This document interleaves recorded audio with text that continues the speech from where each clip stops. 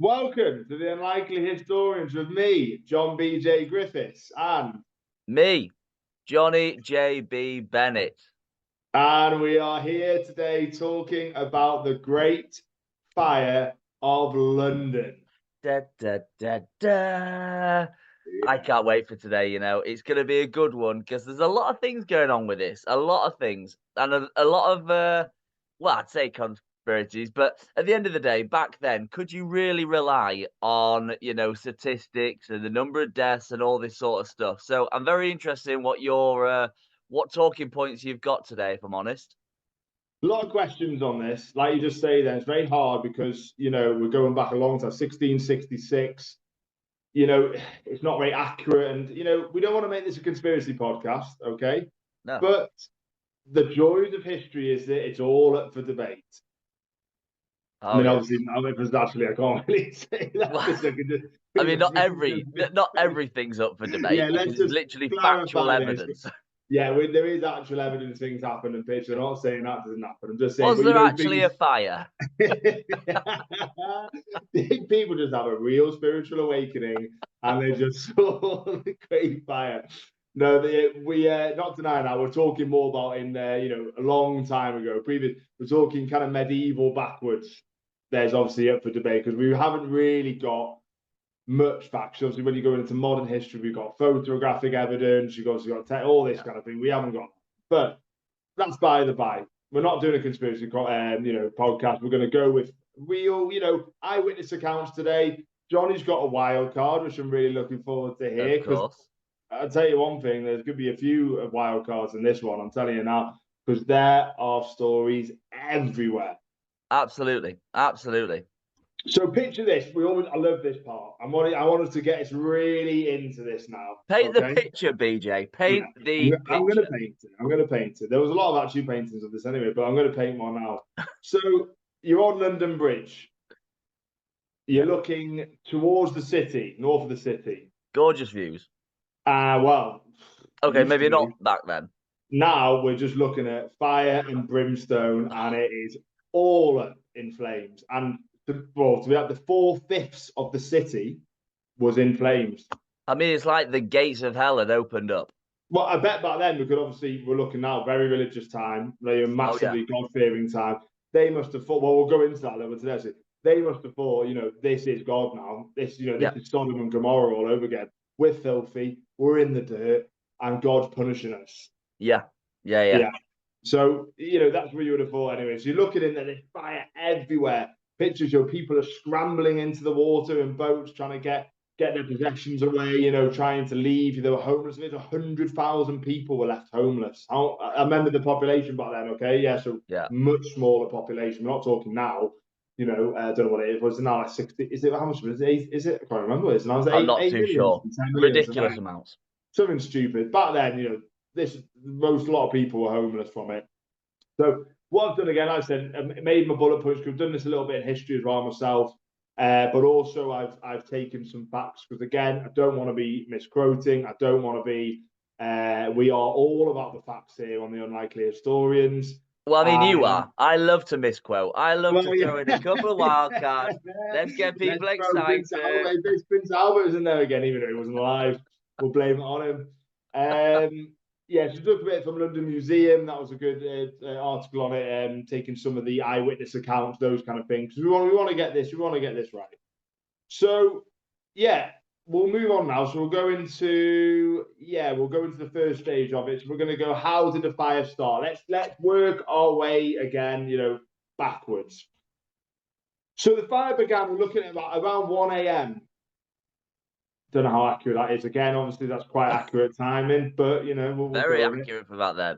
It was a baker called Thomas Fariner, sorry, and on Pudding Lane. How I know. convenient. A I very know. lovely name. I know. Mixing in It's well. almost like they've named it after his profession, or did Yeah, he buy on that lane because he was yeah, like, this works very well. yeah. I like it. He goes, yeah. Mm. Oh, where are you? Where's the bakery, by the way? Oh, well, God, this is actually this is part of the pub. It's on Pudding Lane over here, so it's Pardon the pun. Oh, you'd say it all the time, wouldn't you? So yeah, it's Pudding Lane, southeast of the city, not far from the River Thames. And I was actually going to say there's actually a monument now dedicated to the Great Fire of London, not far from there. So me and JB, on our there's some Gonna have to get down there, maybe. Listeners, there's some stuff brewing in around the Londonians Absolutely. area. I'm not going to say too much. Yeah, stop stirring the cauldron. Come on. Yeah, but we'll talk about the future. But yeah, that's a possibility. Future locations. Don't really know how the fire started. They think it might have come from a spark from the oven, but big fire to start just from a spark. Well, saying that though, you can start from anywhere, can't it? Really, that's the thing. There's a lot of people saying this. Did he extinguish the ovens properly? Was it something else? Where did it go? How did the spark actually ignite things? What would it have ignited? Because if you think about it, was it gross misconduct from possibly some of the staff that had left something that was very flammable in front of the oven? You just don't know. But as a baker, okay, as a professional, you wouldn't want to leave very flammable objects right in front of the oven.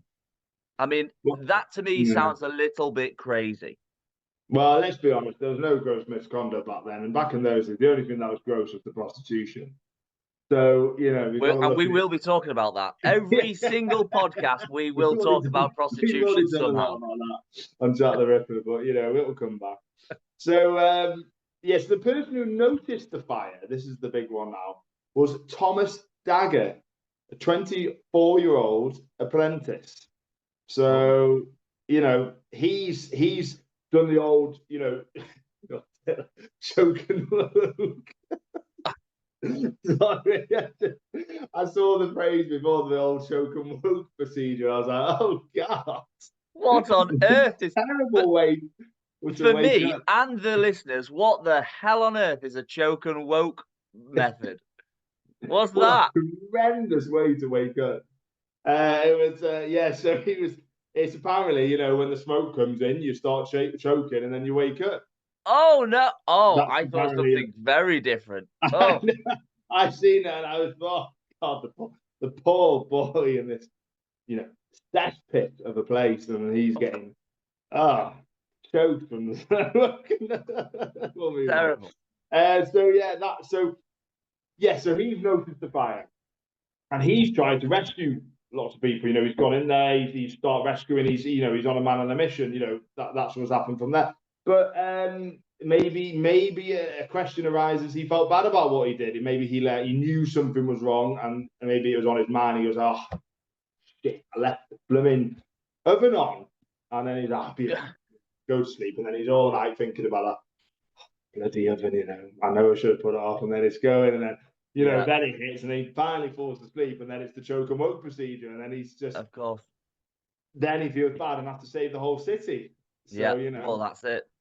Becoming some kind of vigilante after this. So and then that was it. So that's what happened there. So next, we'll go into a bit more details about the apprentice and the baker. So how long did this last for? 4 days. The fire lasted 4 days. Yeah, 4 days. Full blown fire, like everywhere as well.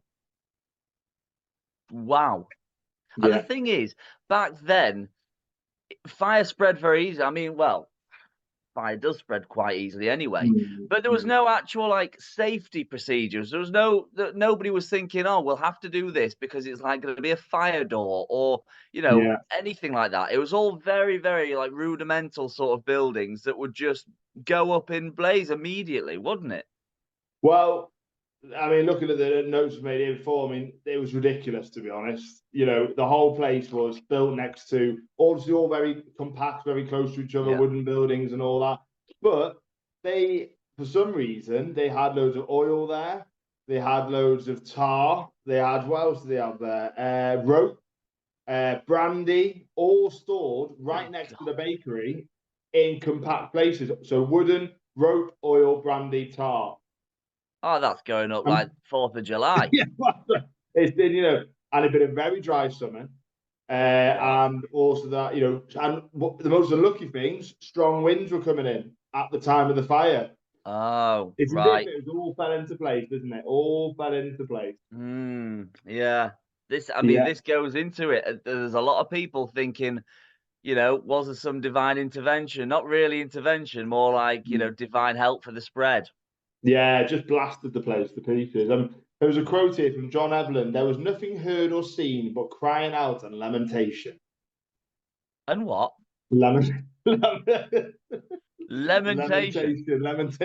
not levitation. Never heard of that, but okay. If No, I'm it was honest. actually on the film Conan the Barbarian. Oh. Yeah.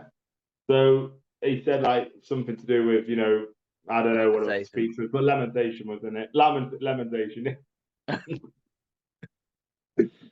So let's look into what. So apparently this fire was more destructive than the Blitz. Good God. Which is insane. You think about it, because literally the Germans, we were talking about this on, if you haven't seen it already, listened to it already, World War II podcast, how it started. We saw how Poland was left to absolute pieces by the Germans, and obviously we were next. But this was a scale bigger than the Blitz. Can you believe that in London? That's crackers. That is crackers. And of course, with an inferno that size, with winds and all these other fuels adding to it, I mean, I bet it just decimated everything that was in its path. There'd be nothing left. Yeah, exactly. And claims, so here's the exact numbers now, claims 13,200 houses. Insane. Houses? Yeah, this is just the houses. 87 churches. Wow. Yeah, that would have been a sight to see, wouldn't it? Blimey heck. It tore through Cheapside, London's main street. So you're thinking about the main streets now in London, just tearing through them. Destroyed Guildhall, the home of London's government. Wow. Yeah. And it wrecked the old, oh my God, St. Paul's Cathedral. Wow. We had to rebuild it after that. Blimey heck. Oh my God, this is the best bit. The city, the area destroyed by the fire is shown in white. So when archaeologists dig it in London. Oh, sorry, that's the picture there. It's not gone white. So for the viewers, we'll actually attach a picture at this point so you can see what we're talking about. So they'll show you in white where the fire had actually got this and left. I mean, it burned that much. There's still fragments of it. The buildings that they're building today have to be built in white, just to show people historically where the fire destroyed viciously. Yeah, I'm not gonna lie, listeners. I've had the kids all weekend on my own. My head is gone, and I'm spewing out some stuff today. You'll have to bear with me on this. So they found layers of scorched debris. That's what the archaeologists have found now. And it's actually in the collection in the London Museum. So you can go, wow. So there's a possibility there. So, it's there now to see. London Museum, you can actually see it, which will be very interesting, which me and JB will have to do one day. Yeah, I think we'll have to see the real fragments of the fire. Fewer than 10 people were recorded to have died.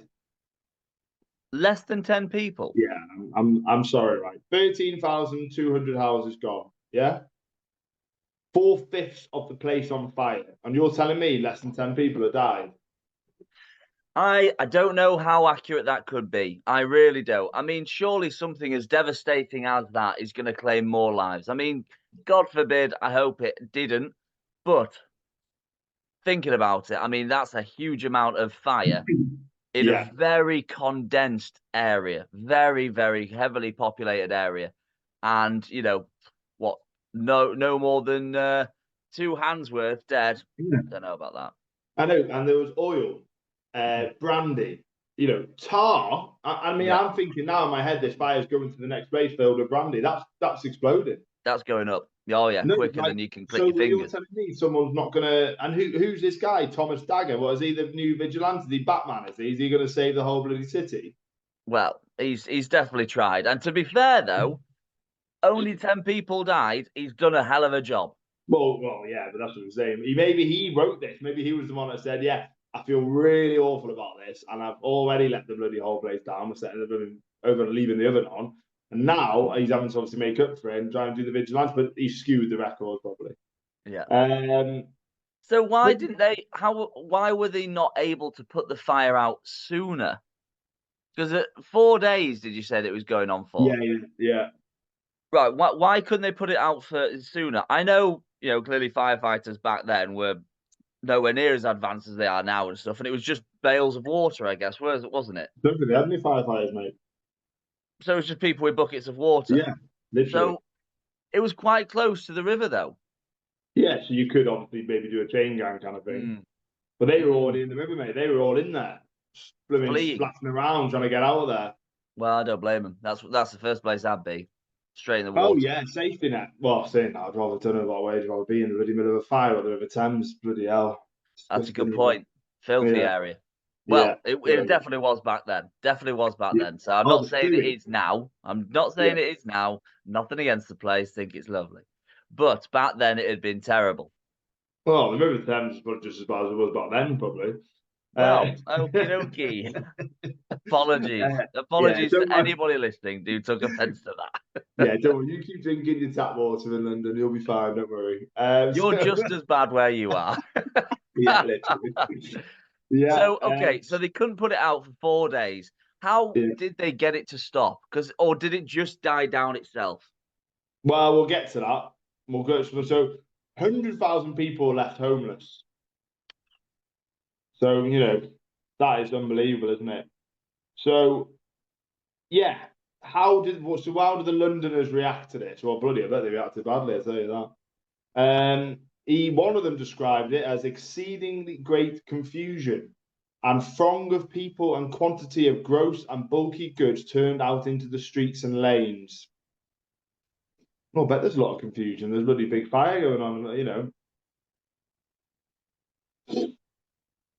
I'm just trying to picture that, and it would have been absolutely awful. But also, if you're putting all of your belongings, loads of these big, bulky things out in the streets, which were incredibly narrow anyway, Yeah. the possibility of those things catching fire and spreading to the buildings on the other side was probably very high as well. So if anything, Oh, they yeah. probably did a bad job in taking all the belongings out of the house. Well, I think the belongings, yeah, they're all on the streets apparently. So, what was another one? John Evelyn's popped up again.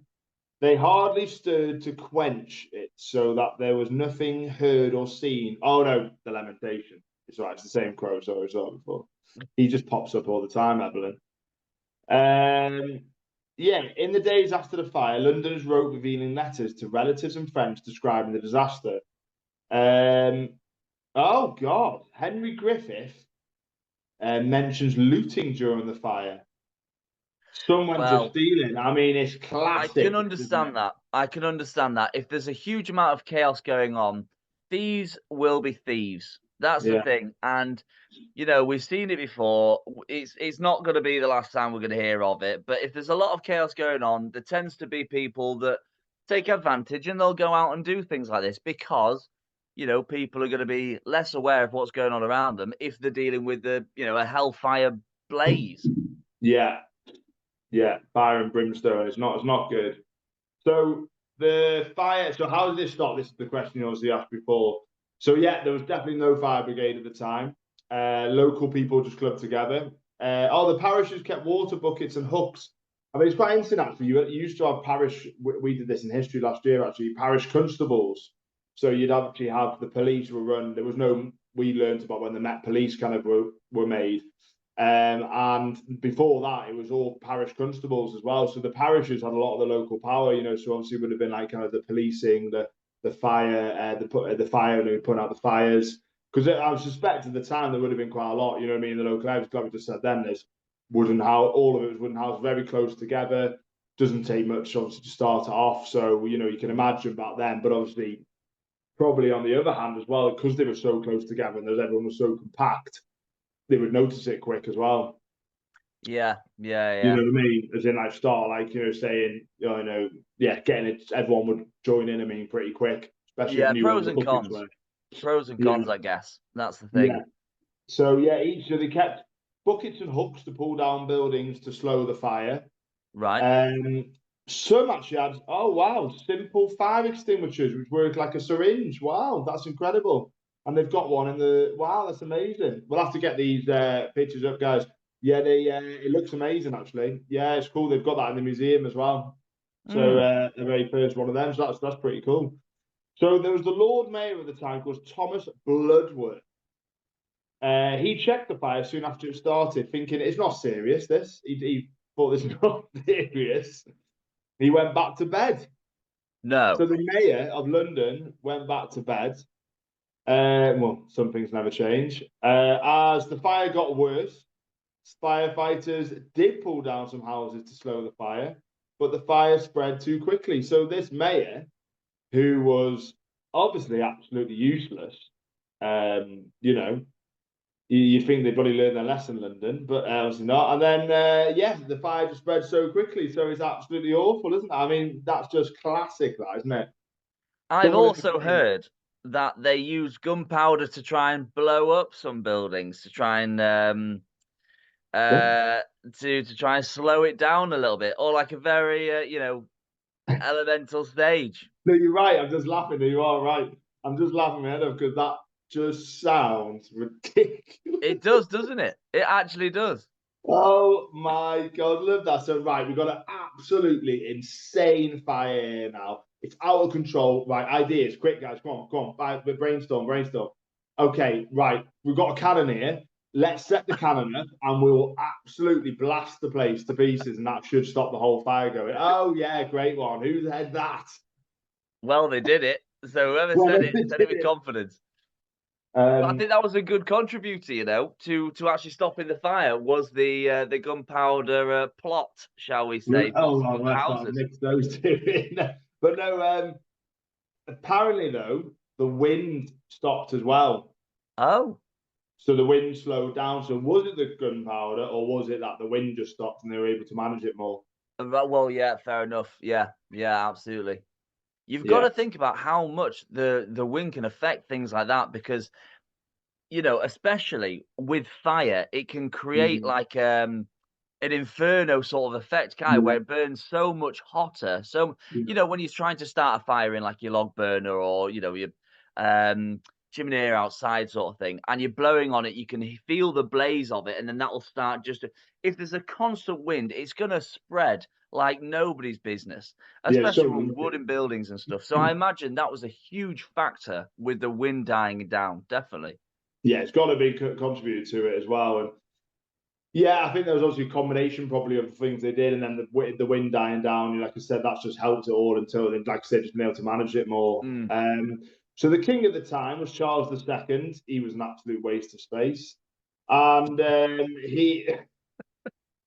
Don't get me started, Charles II's listeners and viewers. I could do a whole I could do a blooming series on that. I'll tell you that right now. Dirty dog. And his dad wasn't much better as well. Charles the bloody first. Tell you that right now. Started a civil war. God. Well, let's keep on track. Go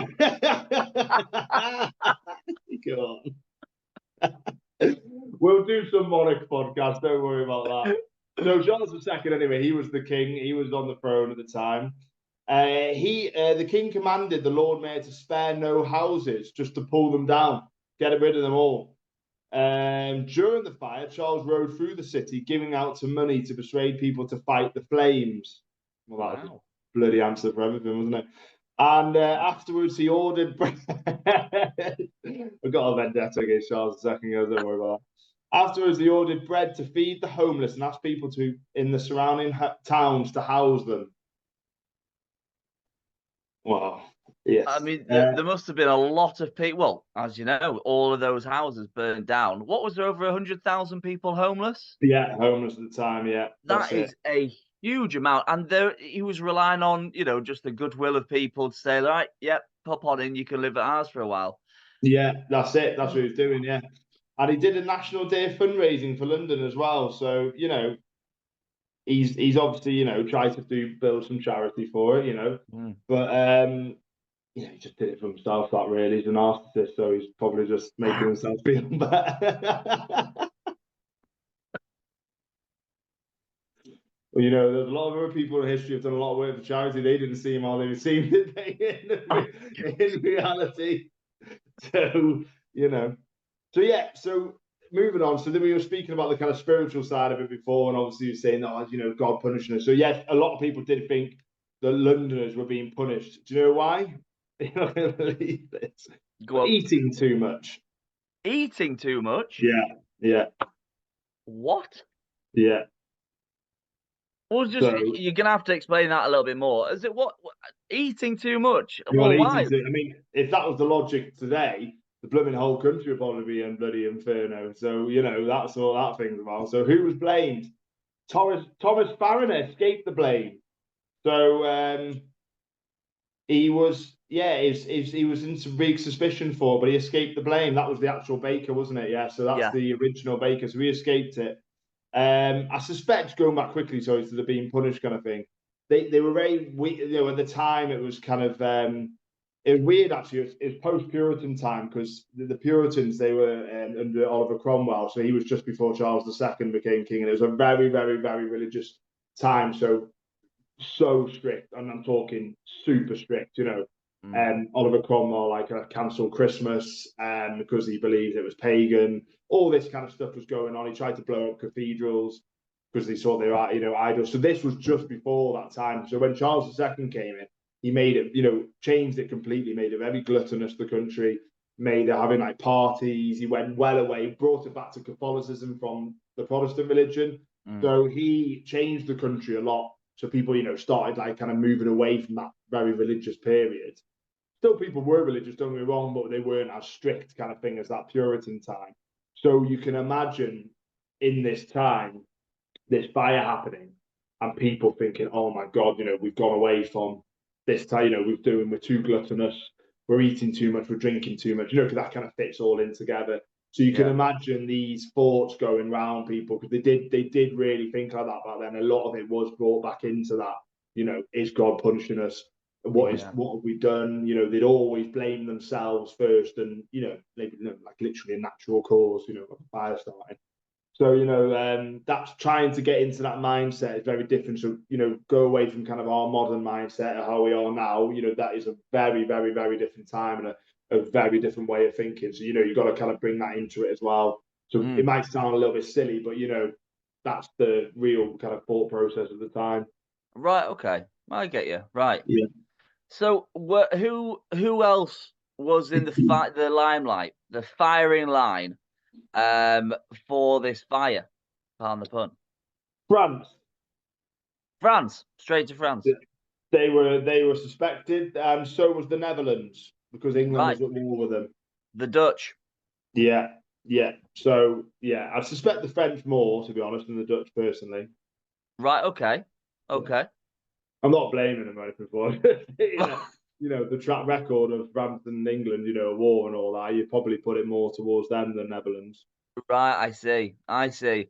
Interesting that because I have got a wild card statement. Oh. That can sort of link in with bits like that. Actually, yes, yeah, definitely. Yeah. Well, factually then, or from statements, he's saying that Thomas, he got away with it, the baker. He was just like, he wasn't, a suspect towards the end. You were thinking it was more along the lines of religious reasons, the French or the Dutch. Well, no, we'll go for a couple more. We'll get what we'll do. We'll get all the suspects out again, and then you go for your wild card. Yeah, I like it. We've got the Catholics were suspected of wanting to destroy London. So it was a Protestant city. Then Robert Hubert, a Frenchman who may have suffered mental health problems, confessed to starting a fire. So he was executed anyway. But he was executed? Yeah, and he actually didn't do anything to do with it. How was it proven that he wasn't anything to do with it? He wasn't in London at the time. Oh, so he's admitted to it. So his obviously head's gone, and he's like, "Oh yeah, it was me." And then they just gone, right, kill him, and he wasn't even there. And then, okay, so they believe God was punishing them for eating too much because it's based on the incorrect belief that the fire was stopped at Pye Corner in Smithfield. I mean, this blooming pun. Yeah. I mean, it's unbelievable. So the parliamentary inquiry concluded it was an accident. Okay, so that's your suspects. Put in your wild card, JB. Let's hear it. Give it. Well, I've actually got two for this. Okay.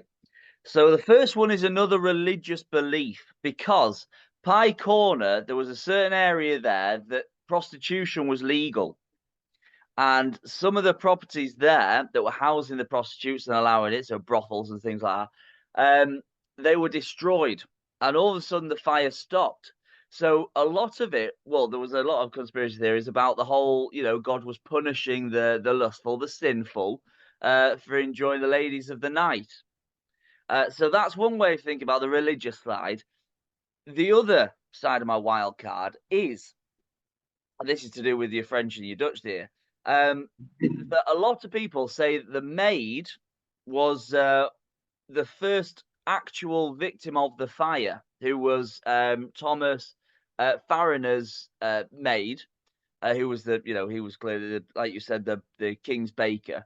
And yeah, there's been quite a few stories going around thinking that either the French or the Dutch got some dirt on the maid and blackmailed her into starting this fire, or potentially putting sacks of flour very close to the oven with a plan that something would happen. The fire started, everyone got out of the window. Now, they said that the maid refused to go out of the window because she was scared of jumping onto the street. But what I'm thinking is, did the guilt get to her? Did the guilt get to her where she thought, I started this fire, this could be absolutely horrendous now. What am I going to do? They're going to prove it's me. I'm going to have to sort of go down with the ship, if you will. And she actually stayed in the house, and she was technically the first victim of the fire. So yeah, there's a couple of conspiracy theories thinking that a Dutch agent or a French agent got to her or a family or something like that, blackmailed her or did something with it, possibly a hostage situation. Who knows? We weren't there. Okay. But it's a possible sort of blackmail sort of thing. And she was asked to just, put flammable sort of fuel, actual fuels for the fire in front of the oven, sort of see what happened. But yeah, allegedly a spark caught fire to the flour, and here we are today. Wow, that is insane, isn't it? Do you know what? It could have happened because it doesn't add up, does it? No, I don't think it does. I mean, he's a professional. This is what I was saying at the start. Things like that don't happen with these professionals. No. And this guy wasn't just a professional baker. He was the king's baker. Let's be honest. He knew what he was doing. I believe so, yeah. Thomas, yeah, I think he was the king's baker.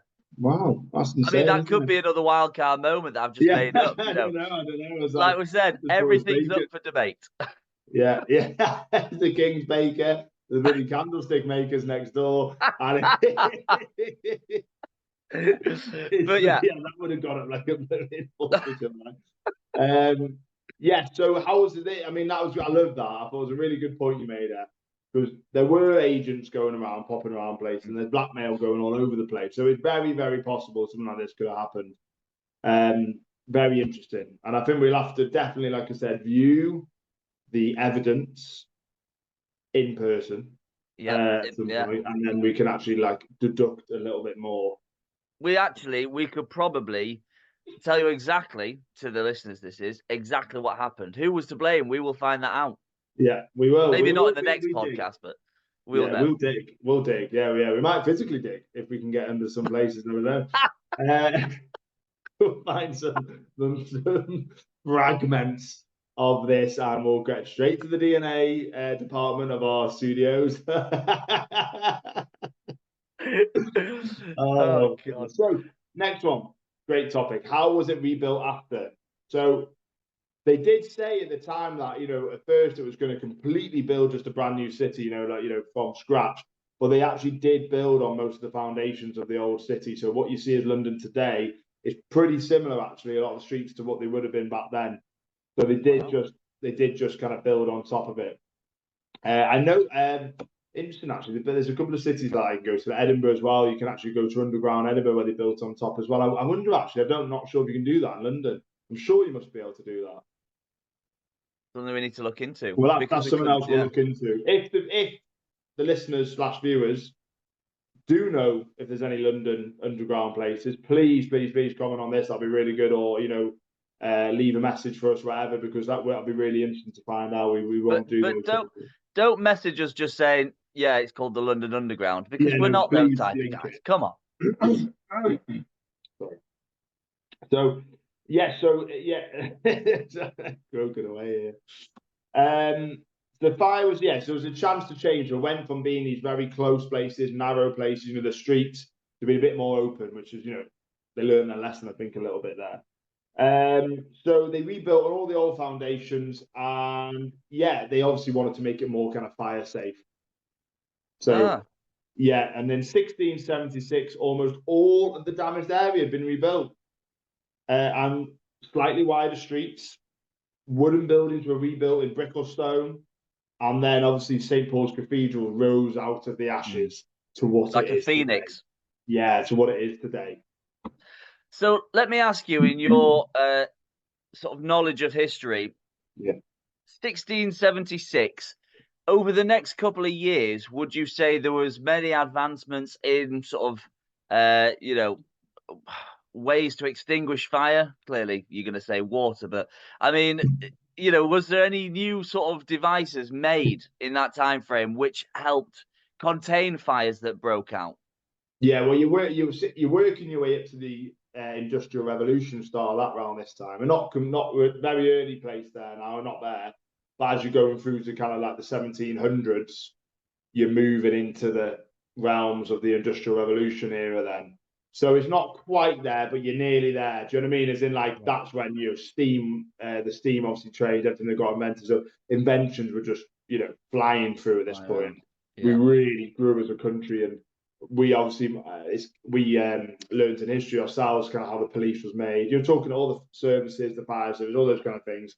How they all became, centralized, and then obviously this will move on to a different subject. We'll do another podcast about this because it'll be quite interesting actually to learn about all the modern services, how they were created. You obviously got the ambulance, St. John's ambulance, the fire service, the police, and all that. And it is actually a very interesting topic how it was all made.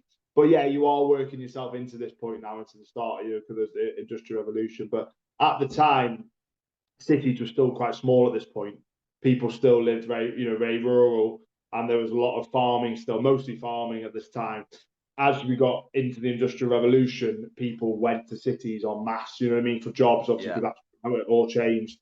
But don't get me wrong, there's still, to be fair, not just London, we'll talk about this as well, how actually the north of England became a central point. All these places became central points, not just London, because at this time, it was obviously London was the main, the big city then. But as we go through to the Industrial Revolution, we see these other big cities popping up around the whole country, which again, we'll go into that. We'll definitely do a podcast on the Industrial Revolution because that itself is an unbelievable topic.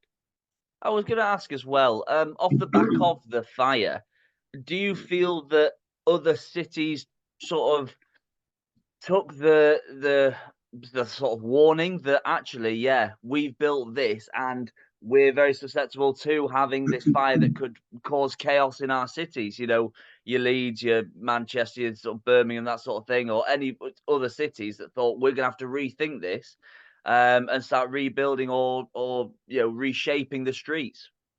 I think at the time it was a bit different because London was at the time very populated. It was very densely populated at the time.